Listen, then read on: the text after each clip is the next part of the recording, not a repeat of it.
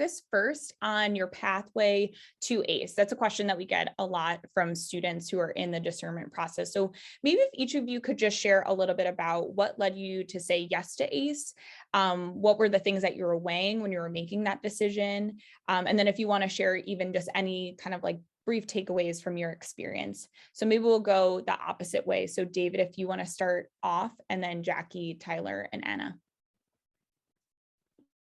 So I really enjoy my subjects, my topics, physics and math, and I've been really passionate about them for a while. And I always kind of toyed around with the idea of like, how can I share that joy that I have with others? So I did, some outreach and tutoring as an undergrad, but I really thought about the teachers that I had that helped me to get to that level of enjoyment and appreciation for the subjects. And so teaching high school is something I thought about, played around with it in my head for a while, decided not to at first, but the more I thought about it and the more I encountered people who either had taught or who shared sort of similar ideas as me, and honestly, just through talking with people in general about the idea of teaching with ACE, the more I realized that that's exactly what I wanted to do. And then thinking about the community that ACE brings together, the people from so many different backgrounds, all of whom are actually very, very passionate about their own topics, whether that's similar to mine or different. I think that community of people who care deeply about others and serving others was just sort of a perfect combination of what I wanted. And then the spirituality aspect as well definitely was something that I kind of struggled with and was like, well, ACE honestly would be a great opportunity to nurture that a little bit more and to work some things out. And so kind of just all the pillars really spoke to me at that time in my life very, very strongly.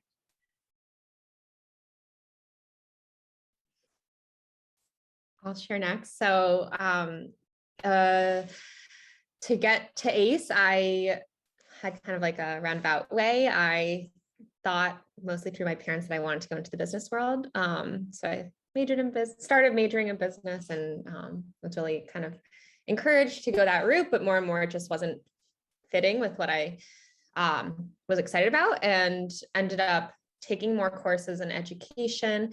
But mostly what brought me to ACE was just, I talked to everyone I possibly could on the ACE team, any professors who would share their thoughts with me, any people on the pastoral team at the time, really anyone I could get a hold of. I was asking questions, and the more people I talked to, the more it felt like the right fit for me. Even though I had never in my life really envisioned being an educator. But then once it clicked, it really felt like the right path. So, yeah. Great, I'll jump in. So at Gonzaga University, I actually studied business and got my degree in accounting, but I kind of fell into that. Didn't really know what I wanted to study, what I wanted to do. And by the time I was recruiting and doing all those things that you all might be doing now, I really wasn't feeling like that was jiving with where I wanted to go. I was kind of hearing this call to do some kind of post-grad service. And I'd always heard in my life, I come from family teachers, that like, hey, Tyler, you would be a great teacher. And so I started exploring that a little bit, what options were out there. And when I came across ACE and I compared it to other kind of teaching style programs, there just was no comparison in my mind. The pillars, as was mentioned earlier, just really stuck out to me. It was exactly what I wanted. So I think really it comes down to like, I wanted to explore teaching in a really professional way. I really wanted to work with young people, which was a passion that was developing in myself. And I wanted to be a part of the greater mission of the church. And so it just all fit within ACE. And as I met the folks who worked for ACE, it was very professional, and they were, talked about how supportive it was in comparison to things like Teach for America. And I had heard some not so great experiences from folks who had gone down that. And I'm sure people have great experience with that, but I really wanted to be supported because I knew I was going to take on something that was going to be really challenging and different for me, not having done any kind of supervised teaching as an accounting major. Just had a 4-function calculator most days. But I guess just like a general sense of my experience, and I can probably talk more about the specifics of teaching a little bit later. But as was mentioned before, the community is just remarkable. Like, you have such fantastic people all converging on Notre Dame's campus, you just create some lifelong friends. And then within your own community, taking on those challenges, taking on something new within that community, I really couldn't imagine teaching in another way. So that's where I would start, I guess. I actually found out about ACE when I was in high school. I was trying to decide where to go to college, and I was thinking about becoming a teacher. The best mentors I had in my life ever were my teachers. And I had a high school teacher who really thought I'd be a good fit at Notre Dame, but I was concerned because they didn't have an education program. And I really thought that was what I wanted to study. So she found ACE and showed it to me in like the winter of 2012 when I was deciding where to go to school. And she was like, Anna, this could be a really good fit if you want to try teaching. You can go to Notre Dame and then perhaps you can do ACE when you're finished. So I came to Notre Dame my freshman year with my sights set on doing ACE when I was finished. And I'll echo Jackie's thoughts. I just talked to everybody I could talk to, and tried to learn everything I could about the program, and just was never, ever anything but astonished by the level of joy and commitment that the folks at ACE showed. And I just feel really lucky to be a part of that community. And I would say that one of the takeaways that I found really helpful in my first year in grad school is, once you've taught middle schoolers, you can do anything else. And I loved my middle schoolers. I still love them to this day. And they taught me that I am infinitely more capable than I think that I am. And I have found that really helpful, particularly in the first few months of getting adjusted. That's such an awesome story. And I don't think I've ever heard that before either. But what you just mentioned is a great kind of segue into my next question of just thinking about the parts of your ACE experience that continue to kind of inform and impact the pathway that you have taken now, because obviously you're all studying different things, but you carefully, and thoughtfully kind of pursued this path. What is it about like things that you did in ACE, either in the classroom, outside the classroom, in community life, anything that kind of comes to mind for you that you would say impacted your decision to pursue your current degree program? So maybe Anna, if you want to start, and we can go kind of back the other way. Sure. So I had thought about going to law school long before I started ACE, but a couple of the things that I think helped lead me to this path coming out of ACE, first would be just the perspective that I gained as an ACE teacher, having grown up in a small town in the upper Midwest, and then gone to Notre Dame, which is a bigger world than my town, but still is a really small community. And then moving to South Texas and becoming part of a community there helped me to gain a perspective of just the massive inequities that exist in the world and the systems that are built against the people who are trying to take those inequities down. Another thing that I might notice, just that when you're a teacher, you have to learn how to break things down and think in a way that your students are thinking. And that pattern of thinking is sort of the same pattern of thinking that I'm seeing in some of my classes now.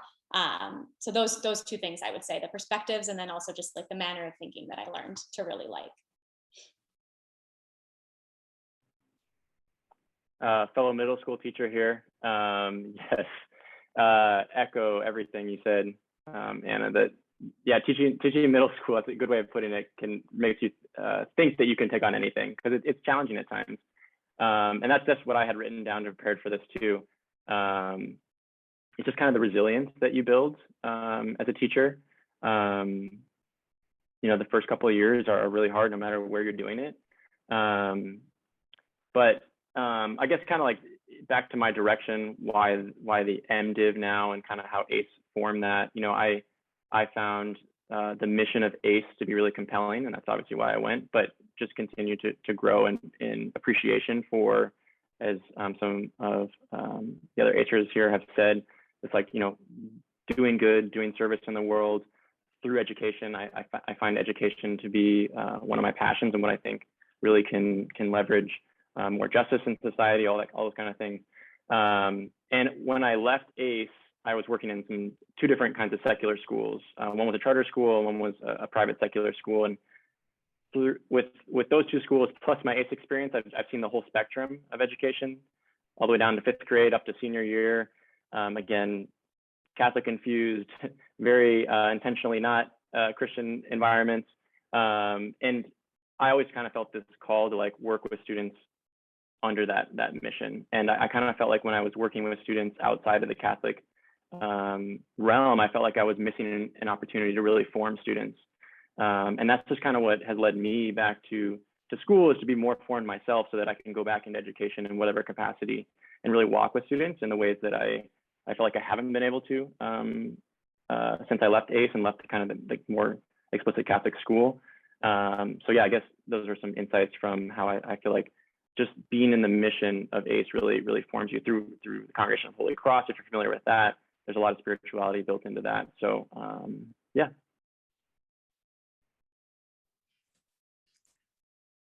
So I personally did not even know a program like mine existed, maybe even like 2 years ago, let alone before I started ACE. So ACE is like entirely what has led me to where I am today. So my degree is within a school of education at Penn. So it's when I explain to people what I'm actually doing, it's like I'm in school with the hopes of one day teaching teachers how to teach, with the hopes of one day being a professor of education. And that's entirely because of the professors that I had in ACE, because of the ways that they so deeply supported me when I was utterly panicking as a first year, fourth grade teacher. The ways I leaned on them, the advice they gave me, the mentorship they gave me.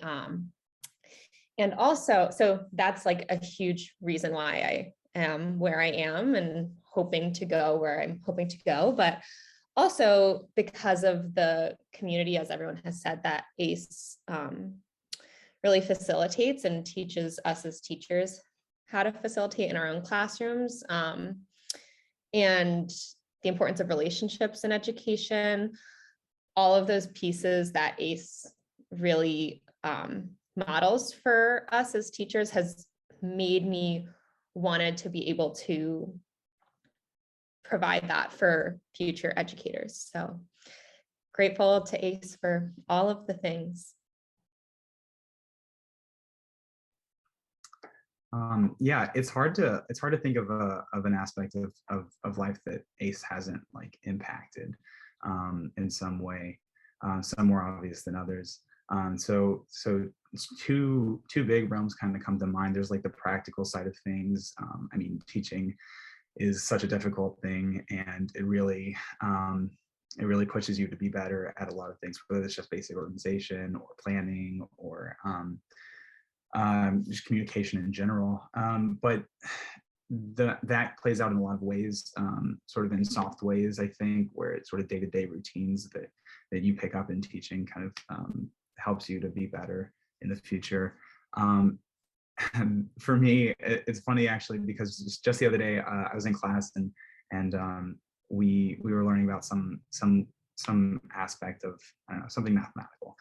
But so many people in my class would say, like, I haven't seen that since high school. Like, I don't even remember how to do this. And I'm sitting there thinking, I just taught my kids this like 6 months ago. This is really cool to see it coming back up in graduate school. So that's sort of like the practical and like very clear ways. But I think that there's also an emotional side that speaks to me a lot. Just being around the kids that you teach and seeing their life stories and seeing what their world is like. And there's such a diversity of life and life experiences that you encounter in ACE. And that just helps to inform you in so many ways, whether it's just literally giving you insight into the things that other people go through at a finer level. But one thing that I'm thinking of for me right now is just honestly being inspired by those students, whether it's because they had dreams that they want to, go and fulfill. And then that makes you reflect on, well, what are my dreams? Like, have I lost touch with what I dreamed about in high school, when you were younger? And then sort of reflecting on that is inspirational, and seeing the strength and that they have when they push through their struggles, in whatever form that comes. Honestly, it's something that I carry with me too, that I think about, is thinking about the kids that I had the pleasure to teach, and how strong that they were. Thank you all so much for sharing those insights. And I feel like you touched a lot upon a couple of different things, like structures of support in ACE, community, mentors. When you think about you're each in, very high level, kind of demanding, intense programs, maybe like what are, and I think David, you were touching upon some of these, but like what are some skills that you feel like you gained in ACE that you have now like applied to the studies that you're in, if anyone wants to weigh in here? I can jump in. I would say the number one thing that I found helpful is time management, which sounds really basic. And there are members of my class who started school right away out of undergrad, which is a great way to do it too, if that's something that you want to do. But my time as a teacher taught me how to most effectively use that super precious resource of time. And it's allowed that skill set has allowed me to have more of a life outside of school than what I'm seeing some of my classmates who are used to only being students have. So that it's like the most basic thing in the world, right? You learn time management in 6th grade social studies class, or at least we did. But having that really practical application where you have many pressures on your time as a teacher, and you have to figure out how you're going to use that time and how you're also going to find time to care for yourself and to care for your community. I think that basic, like baseline level skill has been really, really helpful.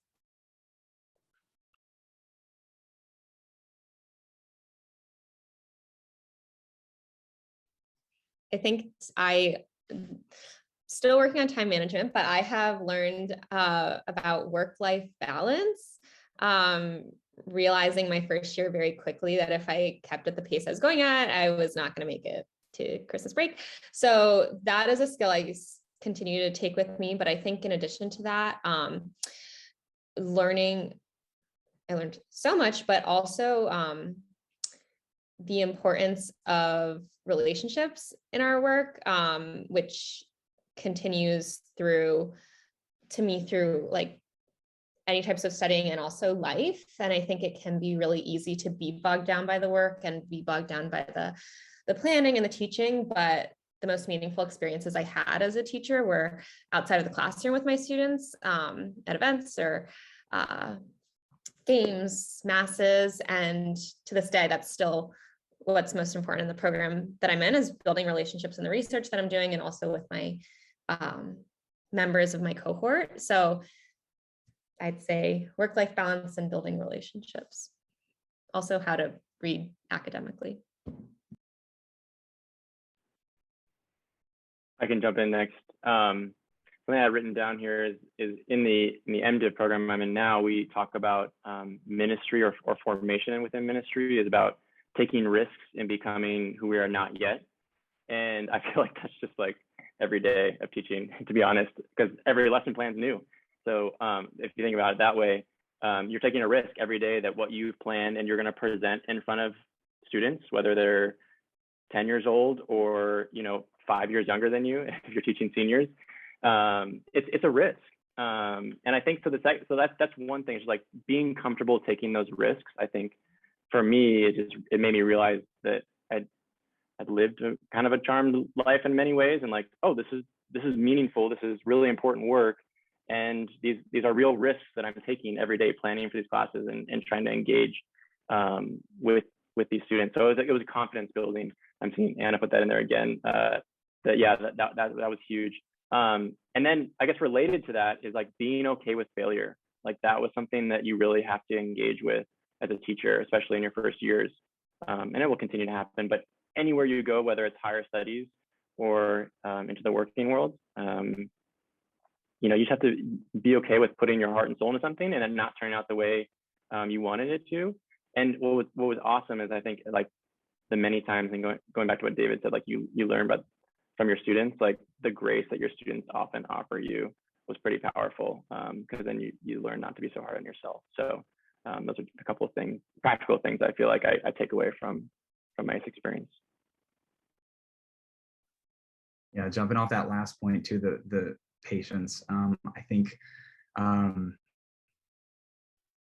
was about, and I'm thinking about, sorry if I'm cutting in and out, but the social interactions in general. And there's so many different aspects of that, or so many different dimensions to that, and ways that can come up, whether that's like the behind the scenes administration that a lot of times students just don't think about.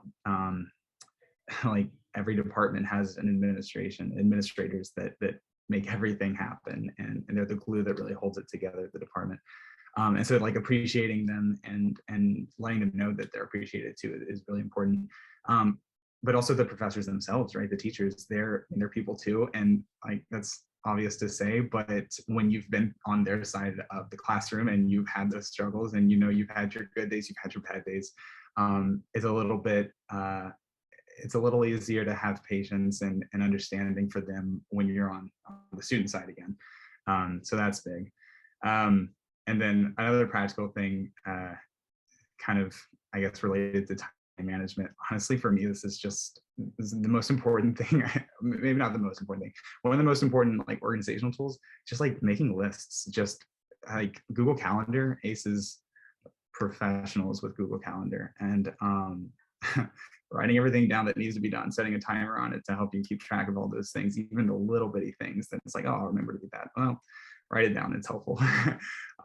That's been a big help. David, I think it's funny that you said you find yourself giving your teachers more grace, because there are days when I'm like, oh, you shouldn't have said no questions. Good, let's move on, because I've learned that that's not the right way to ask a question. So good for you for giving them grace, because there are days when I'm like, you shouldn't have done that. Awesome. Thanks, Monica, for the question. And thanks to everyone else who asked questions tonight. Just to wrap up here, we have a lot of people who are joining who are currently applying to ACE, or they're discerning an application.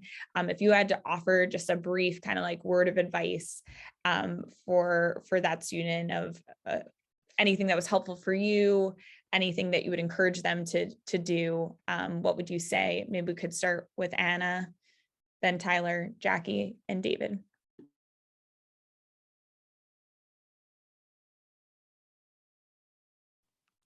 You'd think by now I would know to unmute myself. I think the most important piece of advice I would have as you're applying to ACE is to trust yourself and to trust the people around you. If you feel something calling you to a mission like this, trust that call, trust that feeling. And if you're not sure what you're feeling, trust the people around you to talk with and to say, what are the strengths that you see in me? What are the ways that I could do something good for the world? And listen to the things they have to say. And then as you think about whether or not to apply, which obviously you should definitely apply, and then as you choose to apply, when you think about the way you want to answer the questions in the application and the way that you want to speak in your interviews, just trust in the skills that you have and trust in the passions that you have, because you are infinitely more capable than you will ever know. So don't doubt yourself.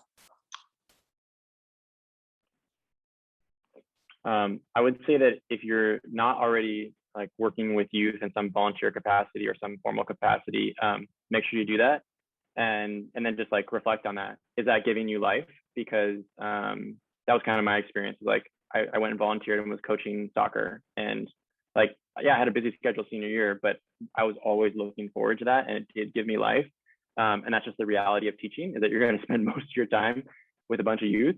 And so if they don't give you life, then yeah, it's probably not the thing. But if they really do, even in times of stress, then I think that's a really good sign. So just like active reflection on your experiences working with youth. And then the last one is just, it's straightforward, but it goes without saying, it's just like really bring it to prayer, and really just, as Anna was saying, and as others will say, like all these questions, like just really set some time aside and really discern and think about like, what is this going to be? Yes, I don't have anything new or profound to say. I would echo what Anna and Tyler both said, just trusting and praying and figuring out if working with kids is something that you feel God is calling you to do, because you'll be doing a lot of it. Yeah, really great things have already been said, so I won't add a whole lot, but I think, yeah, being honest with yourself, being your authentic self, and really putting yourself mentally in the shoes of a teacher, and simulating sort of what it would be like, and be honest with yourself. How do you feel about that? But even if you're really good at simulating that in your head, there's really no substitute to talking to people who either have been there or who can, if nothing else, just question you further and help you to think about things maybe you didn't consider before. Definitely, like Tyler said, get out there and actually, do something, that uses some of those same skills and scenarios as teaching, and talk to people. Great advice all around. Thank you all so much for joining tonight and sharing such amazing insights.